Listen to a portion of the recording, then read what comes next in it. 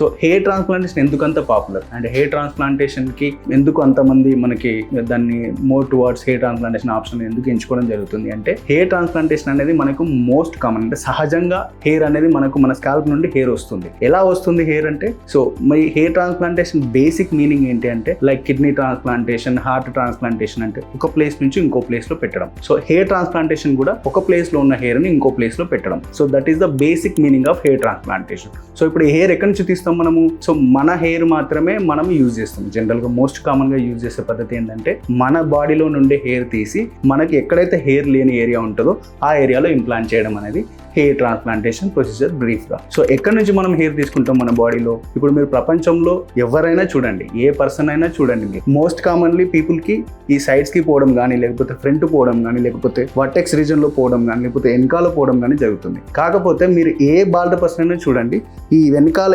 Occipital area, ఈ తల వెనకాల భాగం మాత్రం కంప్లీట్ గా హెయిర్ అయితే మాక్సిమం పీపుల్ కి ఉంటుంది. So this is the first donor area. So second donor area ఏంటి? జా లైన్, ఈ మ్యాండిబుల్ కింద అంటే ఈ జా లైన్ కింద మనం ఏదైతే ఈ దిగువ భాగం ఉంది కదా, ఇక్కడ నుంచి మనం హెయిర్ తీసుకోవడం జరుగుతుంది. థర్డ్ ఆప్షన్ ఎక్కడ నుంచి తీసుకుంటాం hair? Body hair, chest hair తీసుకోవడం జరుగుతుంది.